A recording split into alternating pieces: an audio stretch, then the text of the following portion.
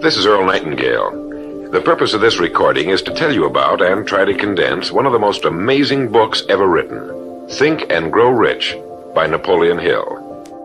Now, what's the secret of this amazing book? Why has this book, out of all the thousands of self-help books, remained the one towering giant?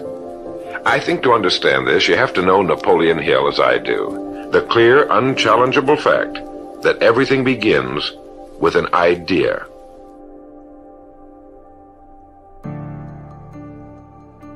This material is what changed my life. This is the material I study every day. From being an immigrant woman, coming from poverty, and really coming to America and literally achieving the American dream. I can't even tell you how grateful I am for this man, for what he did for me and my family. Whatever the mind can conceive and believe, the mind can achieve. Thoughts become things. And I always wonder, why did no one teach us this? Why did we not learn this in school? Why did we not learn this from our families? If you make your study a priority, your life will change. See, there are very few people who take that necessary step to get to where they would love to be. They make a decision.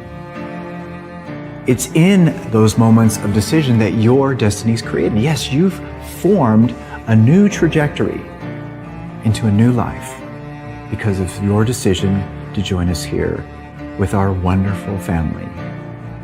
We're bringing to you over 15 years of my own experience of studying this material.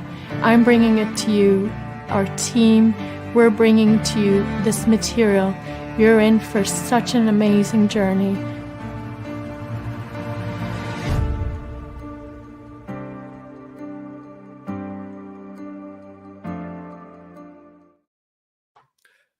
Hello and welcome. I am so honored to be hosting this birthday bash launch. We've got some amazing things to go over with you today. One of them is, because it is a birthday bash launch, and I'm going to talk about this in a little bit more detail here, but my one of my best friends in the world is his birthday today, David Meltzer, and I'm going to be bringing him up in just a moment here. But what we're going to be looking at today has to do with what we're going to be calling the Napoleon Hill 2.0. 2.0. And I want to just talk a little bit about my experience with Napoleon Hill, particularly Think and Grow Rich. And I also want to talk a little bit here about a transition that I experienced with a fellow that many of you will probably know the name of, Bob Proctor. I first read Think and Grow Rich in 1968 when I was a freshman at university. And it was the catalyst for my first bucket list. Specifically, I was paying attention to the 13 principles, and out of those 13 principles, the ones that struck me at that point in time was imagination, the use of the imagination. So I put together a bucket list. And fast forward in time, by the time I was 26, 27 years of age, I had accomplished everything on that bucket list. And there was a couple of things that occurred to me at that point. One was the power of imagination was real. It was an amazing experience to have those things, because I didn't know people that had ever done a number of the things that I had on that list. And the other thing that struck me was that I needed to start thinking a whole lot bigger. I needed to start imagining a whole lot bigger, because if I could do that bucket list, and it was a 10-item list at that point in time, in that short time frame, and it was about an 8 to 9 year time frame, I needed to start thinking a little bit bigger. So my name is Blaine Bartlett, and I'm the CEO of a company called Avatar Resources. And Avatar is a Sanskrit word that means the embodiment of an ideal. And when I founded my company in 1987, that was the focus of what I wanted to be bringing into the world, was ideals. How do you actually leverage your ideals? Well, fast forward in time, and about 15 years ago, I met a guy that I had known for some time, known of more precisely, and that was Bob Proctor. Now, Bob, when I first met him in 15 years ago, I had studied some of his work. I'd come across some of his material, and I was struck by just the elegance in which he presented um, material around the subconscious mind. And this was another of Napoleon Hill's 13 principles of success, was to be able to tap into the subconscious mind. So I got to know Bob pretty well. As a matter of fact, he ended up becoming one of my best friends. He was at my wedding. We did a couple of programs together. I spoke at a number of his events. I mean, just we could go back, in time and unbundle a number of things there. But one of the things that struck me and that I carried forward with my experience with Bob was something that I came across years ago when I was beginning my study of Stoic philosophy. And the founder of Stoic philosophy was a fellow by the name, a Greek philosopher by the name of Zeno. And this goes back to about 300 BC. But he was given some advice when he was a young man. And that advice was very simple. It was to, literally, quote unquote, to live the best life, you should have conversations with the dead. To live your best life, you should have conversations with the dead. Now, what was fascinating to me about that in context with Bob was that Bob was the consummate converser with the dead. He taught me, and he was a mentor of mine, he taught me how to not read books, but he taught me how to study books, to really go into what is going on. And those of you that are familiar with Bob's story, he carried with him a book, and that book was Think and Grow Rich, and it was tattered. He read that book every day for over 50 years, and he studied it. He would go over and over and over and over and over passages until they were embodied. And he truly did embody what it meant to be a philosopher, what it meant to be the kind of person that actually can live out these principles.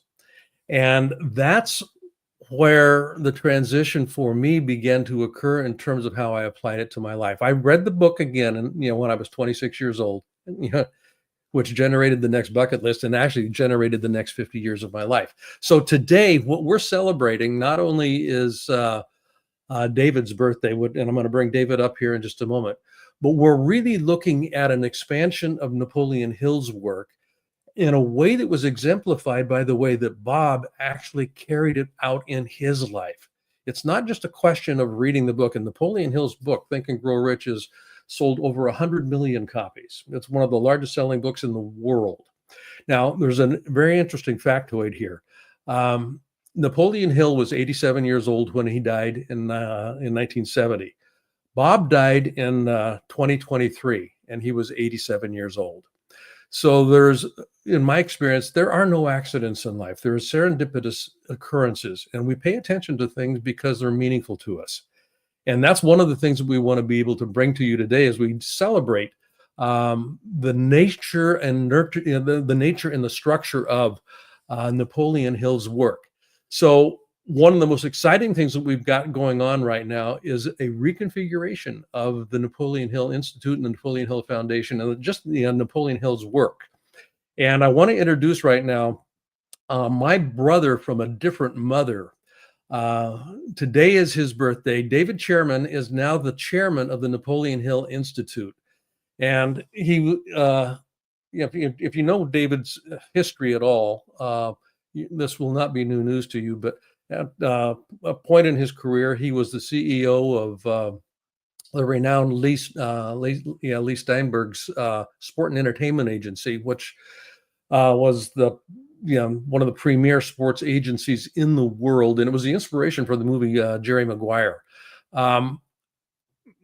The notoriety that David has, in the sports world and in the entertainment world came out of his association with Lee in part, but he also went on to create his own organization, SportsMind, which was one of the premier sports promotional agencies in the world. And now he's on the move in a different way. And this is where His work as the chairman of the Napoleon Hill Institute is going to be really profound. He brings a wealth of information, a wealth of knowledge, and more importantly, just some practical on-the-ground experience to what we can be doing with Napoleon Hill's work.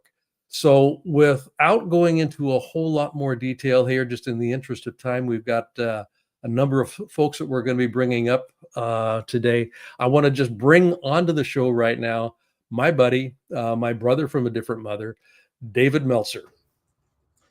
Thank you so much, Blaine. And I know both of us are downstream, which is a trend in sports where you see great coaches, great mentors, great teachers in sports come from the Belichicks of the world and the Walshes of the world. And the same thing holds true in the seminal works of personal development. And for me, the grandfather of all personal development is Napoleon Hill. When I looked for my first mentor, I found Bob Proctor. And then I found Blaine Bartlett. And as I moved from there to write my first book in 2013, Connected to Goodness, I went to the Napoleon Hill Foundation. I went to people like Sharon Lecter and Don Green to facilitate and help me understand the reconciliation between wisdom, practical wisdom, and faith. And my love for this country, my faith, and my pursuit of wisdom has led me to not only the Napoleon Hill Foundation, led by Don Green and also Dr. J.B. Hill, but also has been a big part of my life as I've invested in Think and Grow Rich, the Legacy, the movie, Think and Grow Rich, the Legacy, the book, The World's Greatest Motivators, which had many of those people like Bob Proctor, yourself, Jack Canfield, Mary Morrissey, Cynthia Kersey, etc., that have allowed me to understand how to shorten the distance of resistance in our lives. It's not only Think and Grow Rich that has changed my life, but Outwitting the Devil, The Laws of Success. And what I have found with Cleona O'Hara is there is a wealth of information, and that we need to make sure that we elevate the awareness. This is the greatest seminal work of personal development, in my opinion, that's ever been created. It's the foundational principles that everyone from Tony Robbins to Dr. Joe Vitale that's here, to you, to Bob Proctor, to all of the great mentors, they have utilized the content that they have learned, and they have aligned it with the circumstances of today. And the circumstances of today are ready for the advanced knowledge that Napoleon Hill had. It's, to me, illustrated in so many of the works there. And so with Cleona O'Hara, with so many people, you'll meet Rhett Power, who will be leading the way as well with Dr. Joe Vitale, and they'll speak today. We need to elevate awareness, and we need to scale. And so two of the capabilities that I have is to create Napoleon Hill Institutes in every city, every state, and every country around the world. Not only virtual institutes that are amplifying the message and the lessons that will change everyone's lives. I'm blessed, like you, to coach the biggest executives in the world, Blaine. And when they found out, whether it was Mark Cuban, whether it was comedians like Rob Riggle, whether it was the chairman of Gulf Oil, the minute they found out that we were involved in the Napoleon Hill Institute, they reached out and said, Dave, Napoleon Hill changed my life. The only reason I am where I am today is because of Napoleon Hill. He planted a seed, or he led me to understand with wisdom and faith what I do, say, think, feel, and believe. And I think the time is right for the whole world. 100 million books is nothing compared. Jack Canfield, look out. He's supposed to have sold the most books next to the Bible. I say, look out, Bible. Here we come. The Institute's going to utilize the best minds in the world, the best hearts in the world, and the best hands in the world, just as Napoleon Hill taught us, in order to effectuate changing the world.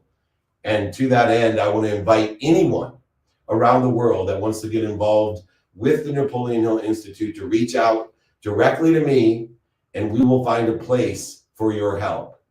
David@dmeltzer.com. Please reach out to me if you want to coach, mentor, teach, you want to start an institute, you want to start a camp, we are here to change the world. And we have some of the greatest thought leaders in the world with the biggest hearts and the persistent attitudes that will take to make Napoleon Hill Institute the #1 educational institute in the world. I am so excited, if you can't tell, not only because it's Napoleon Hill Institute's birthday from 1958, January 11th. You talked about coincidences.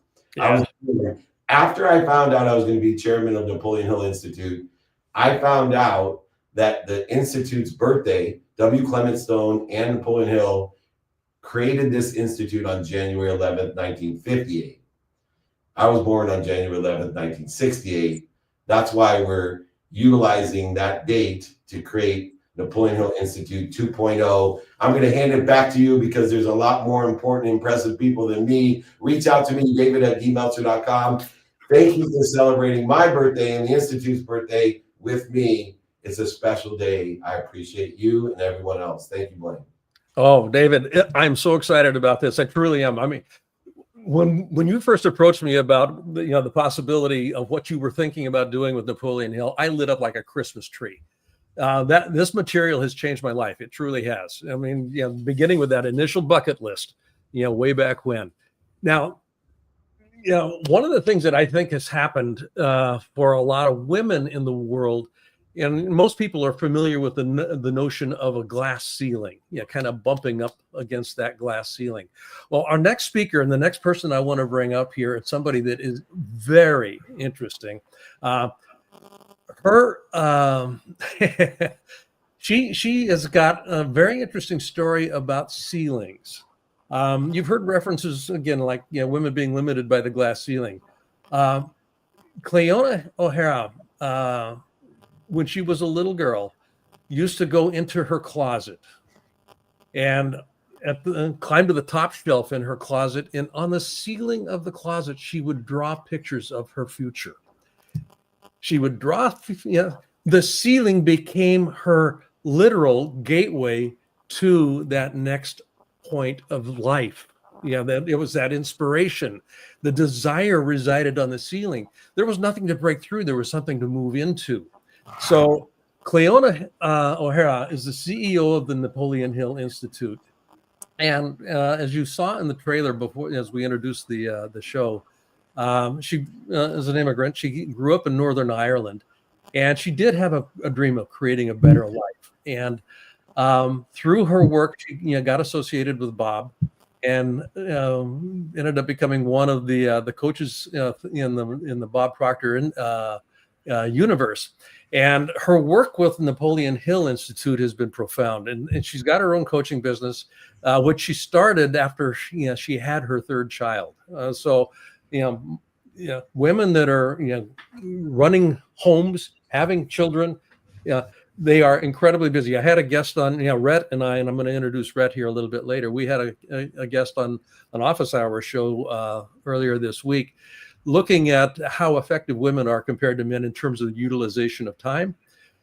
And it's because of the different demands that women have. There's no ceiling that needs to be broken through. It's just the desire to move things through. So without further ado, I want to invite everybody to just kind of sit back and prepare yourself. This woman is a dynamo. Cleona O'Hara, the CEO of the Napoleon Hill Institute. Cleona, welcome. Wow. Thank you so much, Blaine. Thank you, David. Thank you for the beautiful introduction and sharing a little bit of my story as well. You bet. You bet. So you want to give us a little bit of overview on Napoleon Hill, the Napoleon Hill Institute 2.0, and more specifically, some of the work that you're going to be facilitating around women's empowerment. Yeah. Through the use of the Napoleon Hill materials. Yes, absolutely. So yes, I'm obviously an immigrant woman, and I love this connection now with Bob Proctor. I did not know your background, Blaine, until I heard today how close you were with I call him my dear Bob, because when I found Think and Grow Rich, first of all, I found The Secret, and I love the connection now we have with Dr. Joe Vitale. And then from The Secret, I was led to Bob Proctor. And then from Bob Proctor, I was led to Napoleon Hill, Think and Grow Rich. And I just became a really great student. I decided to surrender my way because my way was not working. And they told me, these beautiful mentors, why don't you try our way? So Bob said, your way's obviously not working. So I would surrender, and I listened to Bob. He told us very clearly, and you said it at the beginning of this call, he said, studying is not just reading a book and putting it down.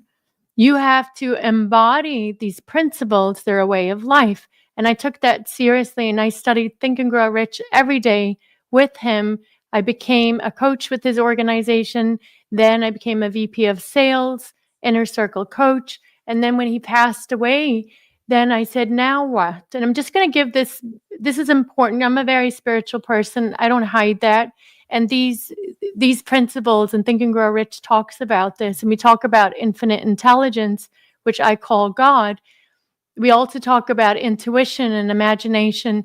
So when Bob passed away, Blaine, and everyone watching, I tapped into, again, intuition and imagination, just like I did when I was a little girl in that bedroom drawing the pictures. And so I said, now, God, now what? Because you see, Blaine, I had a vision that I was going to be working with Bob and actually be his partner one day. And I would do whatever it took, whatever it takes. And that's the attitude I have. I'll do whatever it takes. And that's the attitude we women must have. And for you women listening right now, this is what it takes, whatever it takes attitude. And so I decided when I prayed on it and Bob passed away, I said, now what? And I kept hearing, Blaine, Napoleon Hill. And I'm like, well, of course, Napoleon Hill. I study Napoleon every day. What are you telling me? And then it just wouldn't leave me alone, Blaine. And I said, okay, I'm going to follow the breadcrumbs. And then I just had this hunch, which we talk about in Think and Grow Rich principles, start researching what's going on. And that's when my whole life changed. After working with Bob, I was heartbroken. And then I reached out. I did a little research online on Google, and I found out about the Napoleon Hill Foundation. And the amazing Don Green, the executive director of the foundation, has been running it for over 20 years, who you're all going to meet today. I put a call in, and he called me back the next day, and he was telling me about the foundation and what they're doing. And I said, listen, I have to work with you. I don't know what it is, but God's bringing me to you. I'll do whatever it takes. I flew to California the next week, and then I said, listen, let's build the Napoleon Hill, bring it back, bring back coaching. Do you have coaching? He said, no, not yet. People have tried, but they didn't follow through. I said, give me a chance. And then I found out about the Institute ran for 10 years in the 50s. I said, give me a chance. I'll bring it back. And so that was on this day, 2 years ago, January 11th, and also David Meltzer's birthday. And so we've been running for 2 years, Blaine. Mm-hmm. We have divisions in Europe. We have divisions in Denmark and now Norway, Spanish division. We're growing so fast. We have certified coaches all over the world. We have clients all over the world. But I knew at the end of last year in 2024, I said, I need help. This is bigger than me. I want to, and that's when I found David Meltzer. We were introduced. And so my vision now going into the new year, we keep growing, and then David will bring his strength and we will scale and we will help more and more people. But my vision for the new year is to help as many women as possible. And so we will help entrepreneurial women. We will even help single moms. I have a plan for those that can't even afford it, scholarships. I want to help create 1 million millionaire woman. And I will do it because I'm going to give my life to this. Yes. Yeah. That's the plan. I love this. You know, the idea of opportunity, when Napoleon Hill wrote Think and Grow Rich, it was during the Great Depression here in the United States. Yeah. There were more millionaires made during that Great Depression era than literally any point in time in our collective history. Yes. And one of the things in Stoic philosophy that Marcus Aurelius would speak about, the old Roman emperor, was that the obstacle always becomes the way. If you're really paying attention, the obstacle becomes the way. And Bob Proctor used to talk about, we set goals for ourselves, not to get things. We set goals to grow. Grow, yes. And your point about, in order to grow, I need to ask for help. I can't do this by myself. And that is such a profound teaching. This is where the mastermind concept came into play, and all of the things that were written about in Think and Grow Rich. I want to bring up right now somebody that you've referenced and somebody that I've known for a number of years, Dr. Joe Vitale. You mentioned The Secret. Bob was showcased in The Secret, and Joe was as well. I've known Joe for a number of years. He and I are members of a transformational leadership council that Jack Canfield started almost 20 years ago now. And Joe, it is just a delight to have you with us today. You are just a treasure amongst treasures on the planet. And I want to just acknowledge your presence here and have you come in, and where did Napoleon Hill come into play in your life, and what is it that you're doing right now with the work of the foundation and whatnot? Well, first of all, I'm honored to be here. I'm very grateful to be here. I'm on the team of superheroes in terms of the self-help, self-improvement movement. For me to be here at all, part of me goes, what? Why me? And another part of me is just dancing because it's so exciting to be involved with the people that can make things happen. You make things happen. David makes things happen. Cleona is a powerhouse in and of herself, all by herself. And combined, this is a force for good that is just going to make a dent in human consciousness. As for Napoleon Hill, I was a bit of a late bloomer with him. I read Think and Grow Rich in 1970. I still have the 25-cent paperback copy that I read back then. I read it and I threw it against the wall because it did not help. I went into homelessness, I went into poverty, and I found no way to directly apply what I considered the nonsense that was in that book to my life. And you know what was missing? Coaching. I needed somebody to help me understand those principles, and more than that, apply those principles. At that point in time, I was all wrapped up in self-doubt and immaturity and insecurity. And so even thinking about applying some of the things he was talking about was really a stretch for me, and I couldn't get there. So this is one reason to be invited to be the president of the Napoleon Hill Institute, and we're bringing his coaching to the world. I'm thinking this is going to help all the many struggling Joe Vitales of the world that are all going, how does this stuff work? How do I apply this into my life? Now, at the same time I say that, I want you to know that I've read virtually everything by Napoleon Hill, including some things that were not published. And now I'm rereading it because I'm kind of leading the way with the Napoleon Hill Institute, being asked to be the president and such. And there are certain books in there that have, oh my God, Blaine, I don't even know how to describe how it has awakened me. Outwitting the Devil, which I think David had mentioned earlier there. Outwitting the Devil. Oh my God, I got chills right now thinking about it. It's one of the greatest books of all time. Not just one of the greatest books by Napoleon Hill. It's one of the greatest books of frickin' all time. And that book really shook me. When I first started reading Outwitting the Devil, I didn't like it. I actually put it down because I thought he was talking about the pitchfork devil and, making it real. And then it sounded like religion. And I went back to it and realized, oh man, he's talking about my mind. Yeah. The devil of my mind. And I think all of us need to hear this because we can let that little devil talk us out of our own good. And so part of what I'm doing is, yes, we're bringing coaching to the world. We're applying Napoleon Hill's wisdom to the world.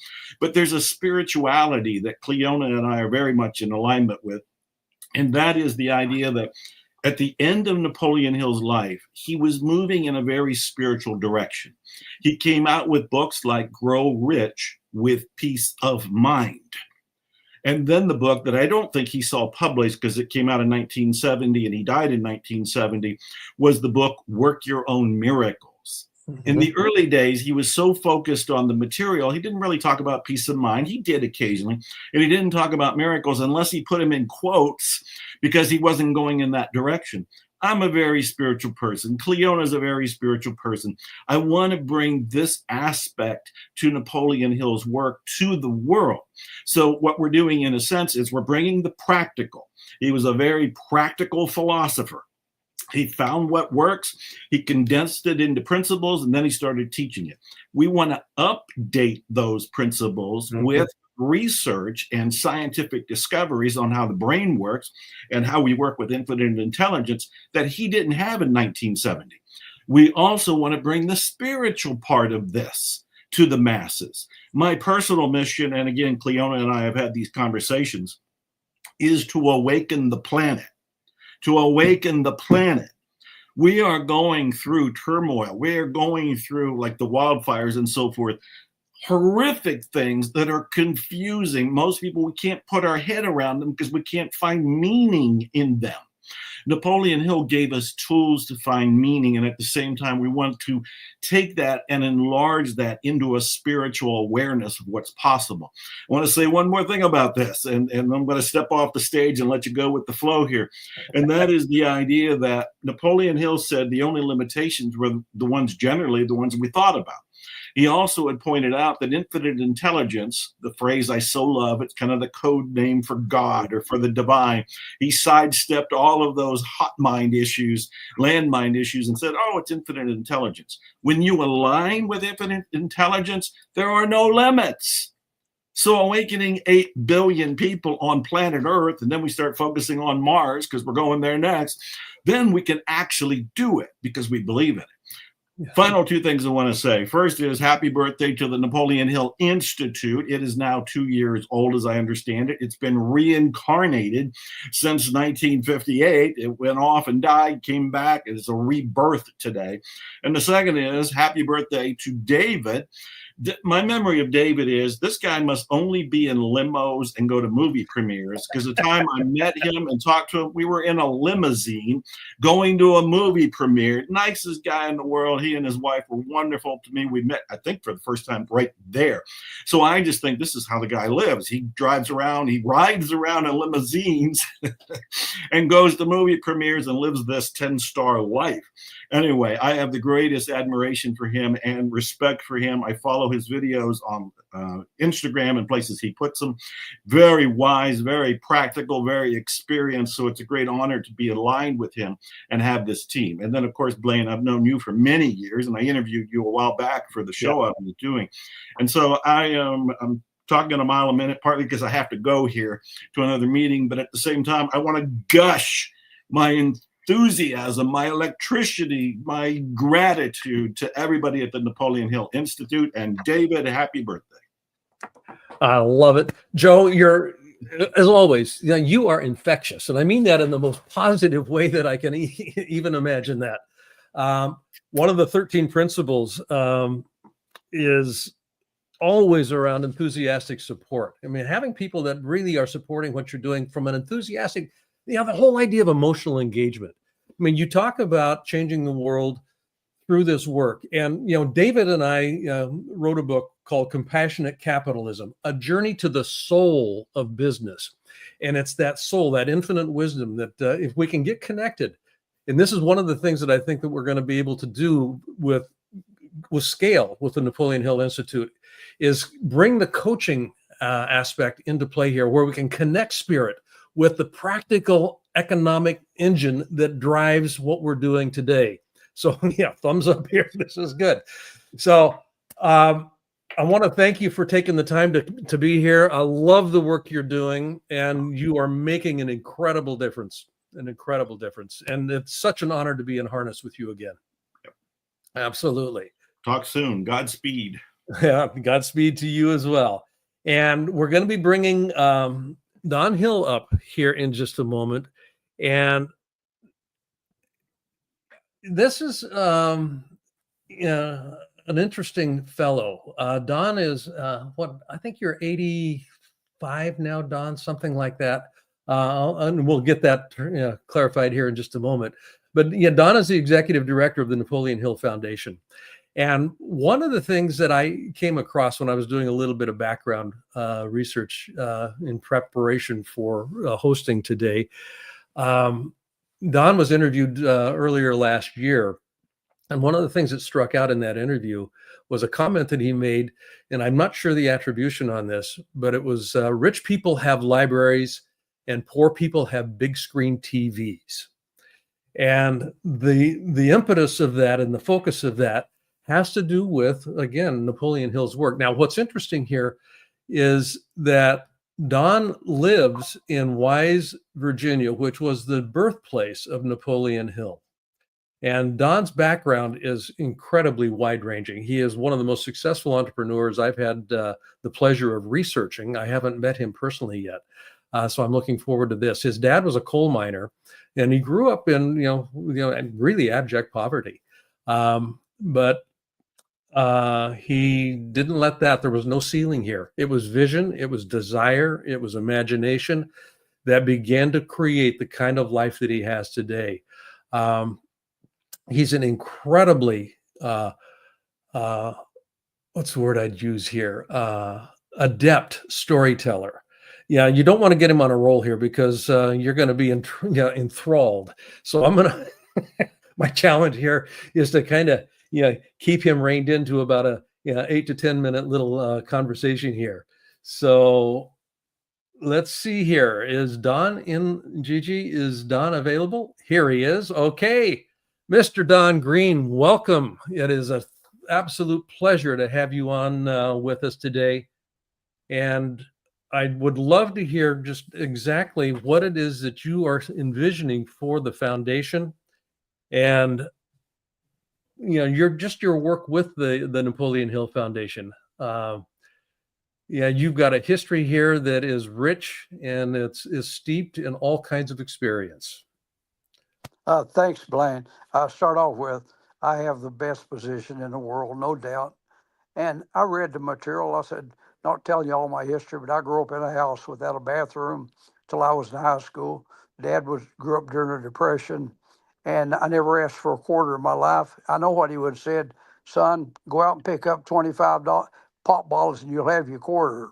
So I learned to make money at an early age out of necessity. And I read the books. We had a good library, and we had good libraries. Virginia has a good library system. I read everything I could get. I read every biography. I read. And when I run across Napoleon Hill and I realized he was from the area and I began to absorb the work, I not only wanted to read what he wrote and read it over and over again, maybe a slow learner, but I wanted to read everything that he read, whether it be Ella Wheeler Wilcox, John Dewey on how to think, Orson Scott Martin, all of his books, and Wallace Wattles, The Science of Get, on and on and on. I read them. But here's the thing I would like to mention. Hill told us, one of his quotes was, and I love this, some people say his most famous ones, what other mind can conceive and believe the mind can achieve. Some people say it is overcoming adversity. But he had a quote was, he said, if your ship don't come in, who said you can't swim out where it is? Okay, I made a little talk in Pound, Virginia, the birthplace of Napoleon Hill. It was at a historical society which was located inside the church, a Presbyterian church I attended. Two things I remember. They didn't pay me and they didn't even feed me. But on the way back home, which is about a 15-minute drive, I was listening to Mr. Stone. So when I got home, I took a yellow pad on my nightstand, which I always leave in case I think of something or other, and I wrote a letter to him and tell him I went and spoke about Hill. This is where he's from and what I was doing and so forth. And I get a letter back from him, invite me to Chicago. And I don't mean to boost or anything, but some of the things I've had, it's been spring water, dry cleaning business, a cable TV business. I built Dollar General store, Pizza Plus, developed land for Walmart, nursing home, the list goes on and on. And being president of the Chamber of Commerce, on the board of the college, on and on and on. I didn't need something else. But I got a letter back inviting me to come to Chicago on my own money, attended a board meeting. And I can remember Mr. Stone, we talked about books and books. And I remember him towards the end, he said, boy, you know more about these books than I do. He said, you ought to be a board member. And I said, Mr. Stone, what do I have to do? and nobody calls him Clem Stone except Ronald Reagan, and everybody referred to him as Mr. Stone. And he said, just attend the meetings. We'll send you monthly reports. And said, we don't pay you, but said, we'll pay you expenses when you have to travel. So that's where it started. And the other executive director had fell down the stairs. He broke his neck. He lived a few years, but he wasn't able to travel or talk or what have you. And so they had told me, we don't have nobody to run the foundation. If you ever get out of the books, out of the banking business, we'd love for you to run the foundation. So in the year 2000, we had a chance to sell a bank, which was a tremendous. I had 92,000 shares, and so it was a tremendous deal for all of us. And so I went from one job to the other on from Friday till Monday, and I opened up a little office in the dry cleaning business. I went to Walmart and bought a phone and a fax machine. This was before with my money. This was before the internet, and 90 something, 99 or something other dollars. And I was in business. Uh, had to get a separate line, had to keep the door closed to count the noise the cleaners made, and I didn't have nobody. A friend gave me a little desk. I had the books. I transferred the checking account down to where I could handle it, and I started writing letters, and I'd have a girl come by from a bank to type them up. The next day, I would fax them.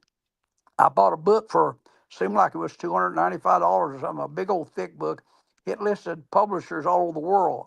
It listed their name, address, and phone numbers and a fax number. It was no internet. And I would write a letter saying, I'm Don Green, CEO of Napoleon Hill Foundation. You may have heard of Napoleon Hill, so on and so on. And I would send a few of them out every day. And I started getting these replies back. We only had a Japanese a publisher, was the only foreign publisher we had.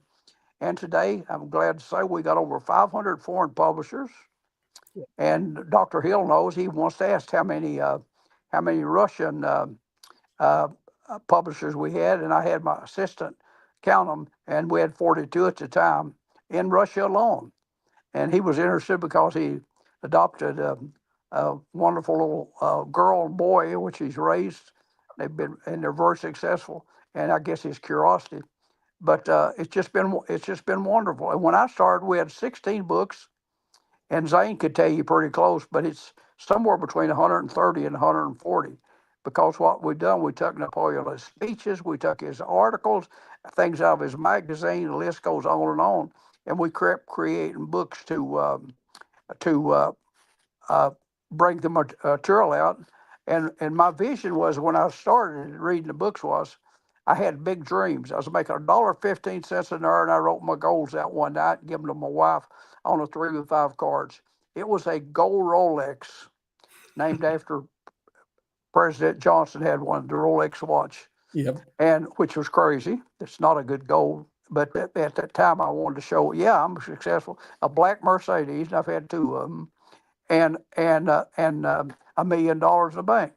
But then somewhere along the line, I think, gosh, is it Peggy Lee's song? Is this all there is? I said, gosh, I'm in a position to help other people. So my focus was on helping kids learn this material. And I'm proud to say we've got millions of dollars in scholarship funds at the University of Virginia. And I could tell you story after story after story of the young people who stuck in that course and end up being deputy attorney general and doing so many wonderful things, working in the space administration, on and on and on. And it's just been an absolute pleasure. And I'm going to be 84 years old in a few days unless the board kicks me off. I will keep on doing what I'm doing as long as I can make a difference. And I can see it all. I can see it all over the world.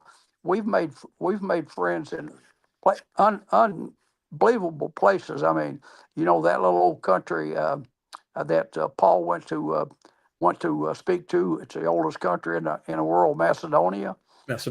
When after Christ was crucified, he went there and ministered to the people. We did books there. We published some books in Ukraine. I wouldn't think books would be too much on their mind with what they got going on with Russia. But anywhere you name it, you can imagine. And you talk about outwitting the devil. It's a story in itself. I wanted to publish it. I had that manuscript, and I had some board members say, "Oh no, you can't use the devil in the book." Going on. So finally one day, I had the chairman on the phone, and I said, "Charlie, who happened to be the his he was related to Hill by marriage, and Napoleon sent him to cardiology school. He's a doctor. He's passed away, but I told Charlie I would like to publish that book. He said, "Don, Don, he called me. You keep bringing that up." He said, "Them women didn't want that book published." And I said it for a thought. One of them was Annie Lou Hill, which was Napoleon's wife, and the other one was his wife, uh, Charlie's wife, who was a doctor also. And I said, for a thought, sometimes you speak. I'm pretty good at that without thinking. I said, hell, Charlie, both them women are dead. I said, you're always wanting to make money for the kids, help the kids. I can make a lot of money on that book. I've read it. Y'all read it? And he said, well, you're going to do it anyway. Go ahead. I said, no, Charlie. I'm working for the board. You guys get tired of me. You run me off. I won't do it without your permission. Well, go ahead. So I published it, and it's a bestseller, and it's still a bestseller today. It's in 62 different languages. And a few months after it come out, he called one day and told the assistant, could I speak to Donald? And I got on the phone. Donald, he said, I want to ask you something about that devil book. He said, I'm speaking to about 50 cardiologists. He said, I'd like to give all of them a copy of that devil book. So I had them ship him 50 some books. And I said, well, that's a long way from not wanting it published to bumming me out of 50 copies of the book. But anyway, it was a pleasure because I read it and I saw what it's dealing with. Yeah. The fear is the item that holds people back from success.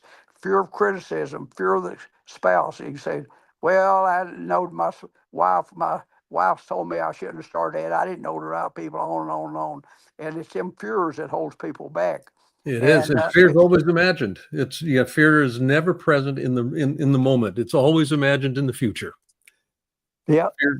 Fear is always imagined in the future. But we're doing so well, and we will keep on. And my vision is to keep the material keep the material as Hill taught it. I don't have anything wrong with people going out and studying what have you. But I don't envision someone taking material and turn around to something else from what it is. He gave us enough to occupy us. I mean, we can going the extra mile and write books on stories on people that overcome it. We can write books on applied faith, on how people use their faith to get where they want. We can use the principles and all. But our mind, and I think the trustees is to keep the material so when someone reads it, yeah, this is Napoleon Hill. And that's what we've been doing since 1962, when the foundation was organized as a nonprofit, was live up the mission simply to make the world a better place in which to live. And it's not just to use the material to accumulate a bunch of money and die as the richest person in town. It's that someone says, gosh, that guy lived a legacy. He helped all these people while he's still alive.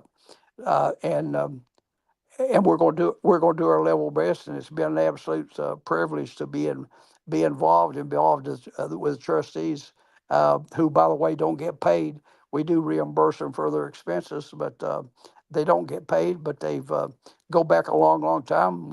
One of them, Jim Olson's 90 years old, and he wouldn't think about giving the position up. And there are long-term serving trustees that want to look after Napoleon Hill's legacy. Yeah, there you go. Well, the thing that struck me, Don, and I want to just thank you for this because it was a way of framing this that I hadn't really not heard before.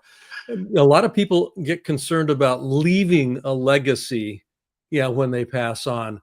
In my experience of you and your life and what you're speaking to right now, you're living a legacy. And it's in the living of the legacy that magic happens. And that's where I want to just acknowledge and celebrate what you've brought to the world in the 84 years that you've been alive. It's just phenomenal, the work that you've done, the work that the foundation's doing. And as you say, the material is the material. Yet, it is rich in and of itself. There's no real reason to tweak and tune it. It can be packaged in different ways and brought to market in different ways, but the legacy endures because you're living the legacy. And that's what I envision for what we'll be doing, going forward here. Blaine, I got a surprise. I have a surprise for Don Green. Hey, Don, how are you? I'm good. I have a surprise. The amazing Dr. J.B. Hill is here. Whoa. And JB, thank you so much for taking the time. The legacy that you and your family has led, millions of lives have changed, including mine. And I wanted to bring you up to just thank you in all the good times in my life, but most importantly, the most challenging times. I used to tell people every time I read Think and Grow Rich, my life would change for the better. And then I had the luxury later on in my life, as close friends with Sharon Lecter, to read Outwitting the Devil. And I know everybody knows Think and Grow Rich, but I'm with the majority, like Dr. Joe. If you haven't read Outwitting the Devil, you will see what your grandfather was channeling into the future, because it's when you keep this content the same, this content's made for 3025, not 2025. Yes. The vision and the knowledge. Blaine, I want to introduce you to Dr. JB Hill and Don Green as well. Thank you. Great to meet you, JB. Yeah. And just for those of you that are watching right now, just, Dr. JB Hill is in fact Napoleon Hill's grandson. And he's his story is amazing. Yeah, you were given your first copy of Think and Grow Rich when you were 12 years old, if I'm correct in my understanding of this, and it didn't really make an impact on you at that point in time. But when you were 26, I believe, you reread it again, and it literally turned your life upside down. That's exactly what happened to me.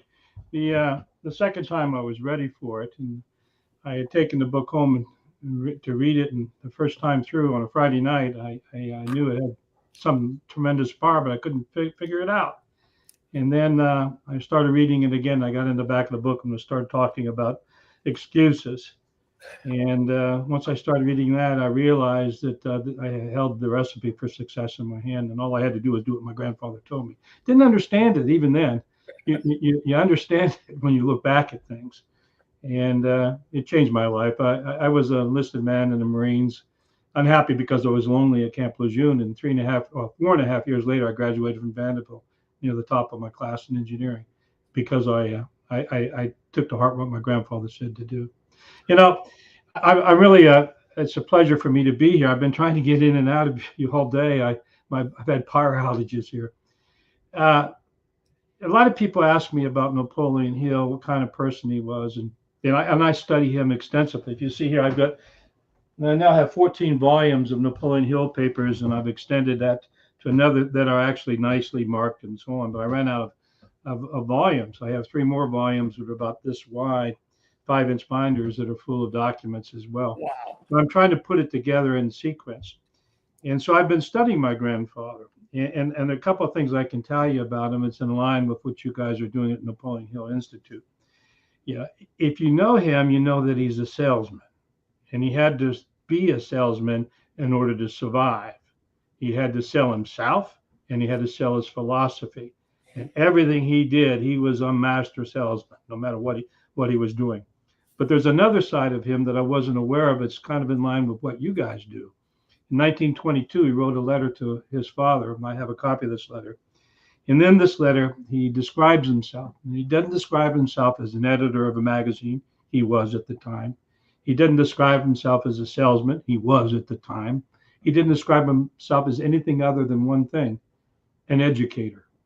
And that's the way he described himself to his father and to his mother. He was an educator. And I think he really was. I think he had to make a living as a salesman. In order to propagate this philosophy, he had to be a salesman.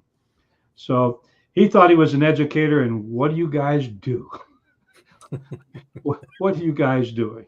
And I've been sending Cleona, hi Cleona, Hi. a copy of the mission of the Napoleon Hill Institute, and when it was established. And so I sent you that copy.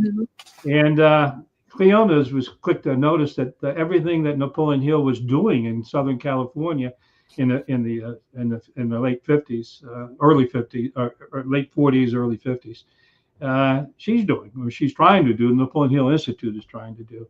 So you have picked up the torch from Napoleon Hill and carrying it on. Now, the Napoleon Hill Institute did not believe in franchises.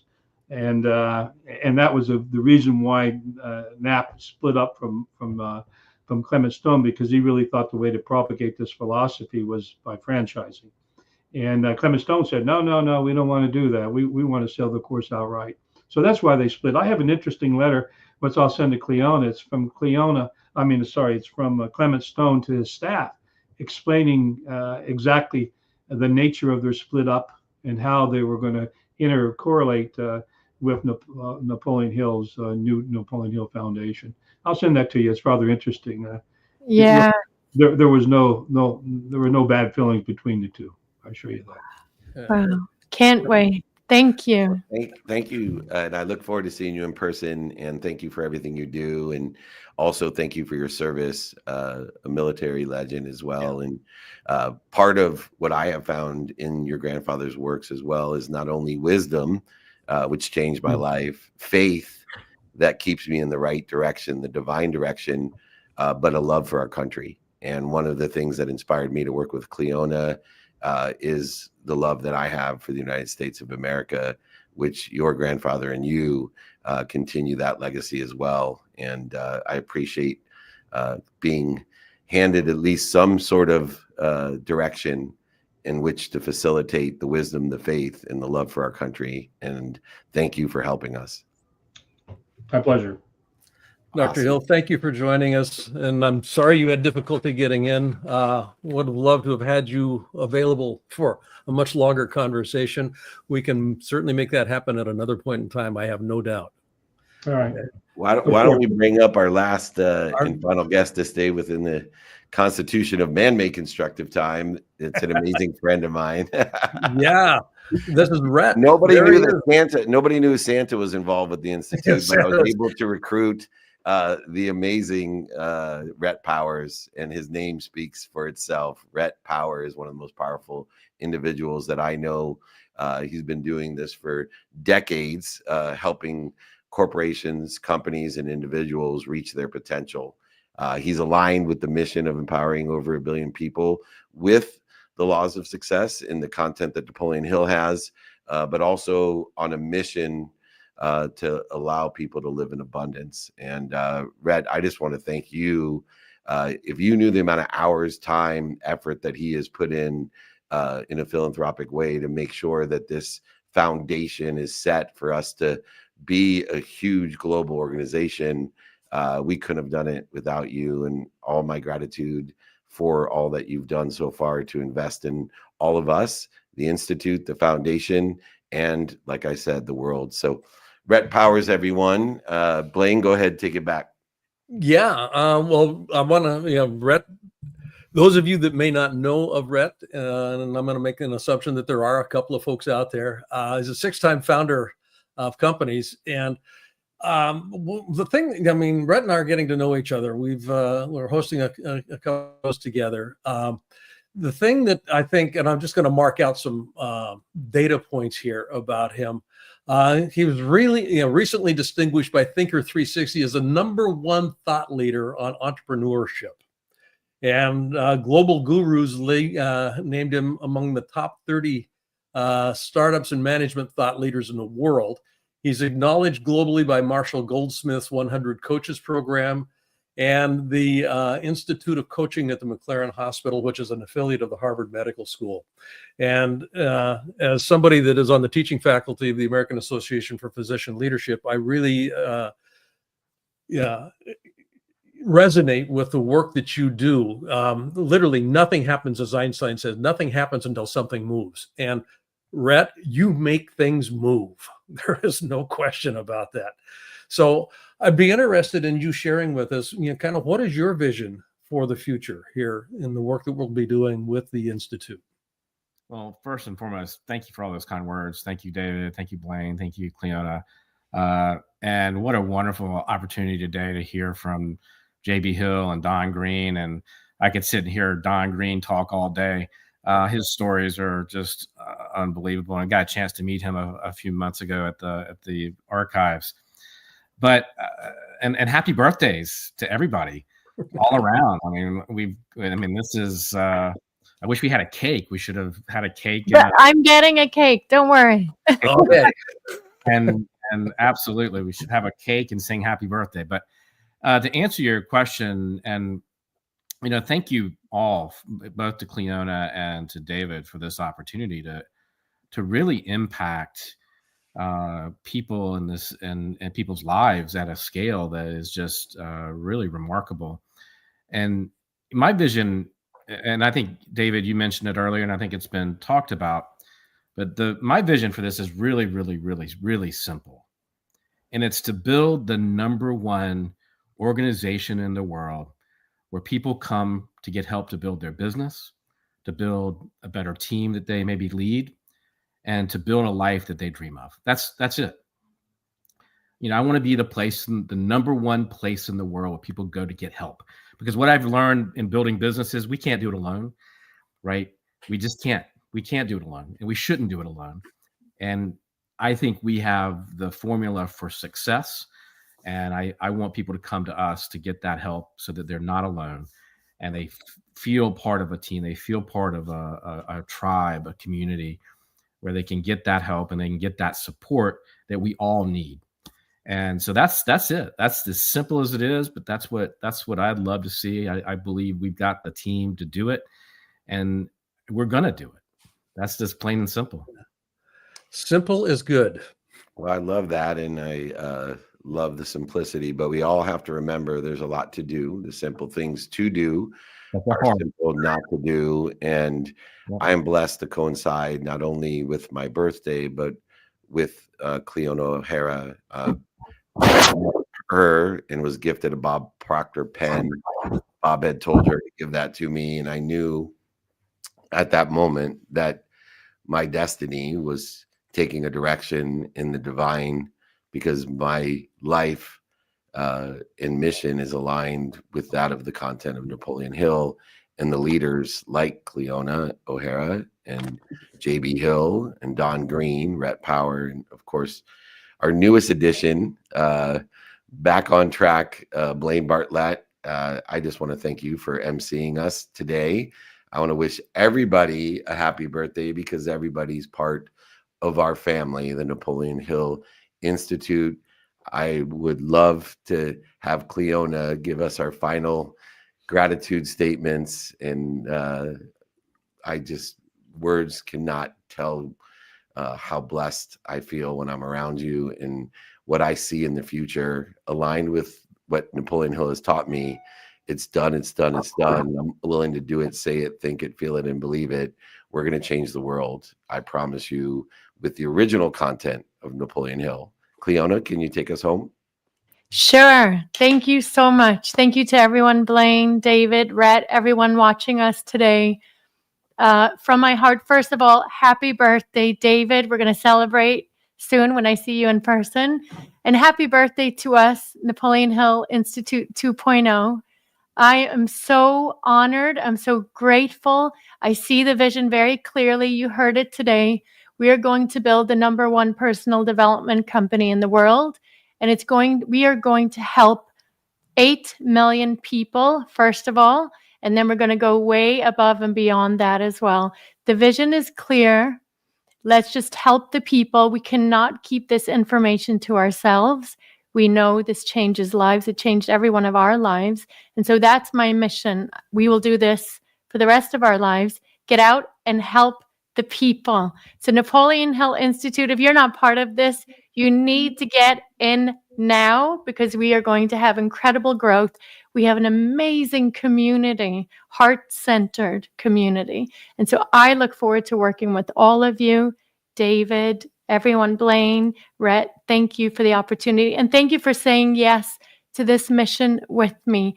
I know Bob is smiling right now. I know Napoleon's smiling right now. We will preserve the integrity of the information and we'll carry it out to the masses. So thank you and happy birthday. Thank you, everyone. We'll see you soon. Thank you, everybody. This week in New York. We're in New York. Yes. We're in New York. I'll be there. Thank you so much. We'll be at the plaza today, too, with the birthday cake around 5 o'clock. Come on down. That's the best way not to gain weight, to have your birthday cake across the country. You're perfect. Yes. Then sign up and get into one of our programs, because they're life-changing. So yeah, that's right. reach out. 5:30 in the morning. Thank you, everyone. Take care, everybody. Thank you for joining us. All right, Gigi, let's play that Blaine. video one more time. Thank you. God bless. God bless everyone. This is Earl Nightingale. The purpose of this recording is to tell you about and try to condense one of the most amazing books ever written, Think and Grow Rich by Napoleon Hill. Now, what's the secret of this amazing book? Why has this book, out of all the thousands of self-help books, remained the one towering giant? I think to understand this, you have to know Napoleon Hill as I do. The clear, unchallengeable fact that everything begins with an idea.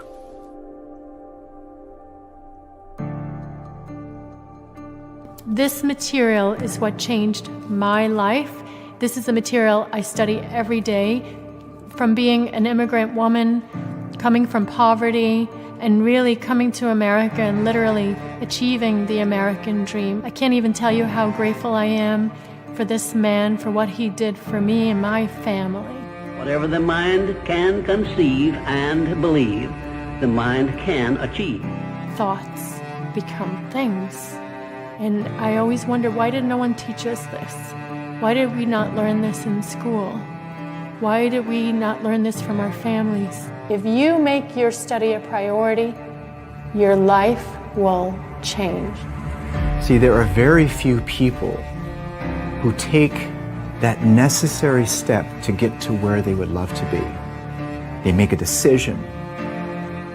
It's in those moments of decision that your destiny is created. Yes, you've formed a new trajectory into a new life because of your decision to join us here with our wonderful family. We're bringing to you over 15 years of my own experience of studying this material. I'm bringing it to you, our team. We're bringing to you this material. You're in for such an amazing journey.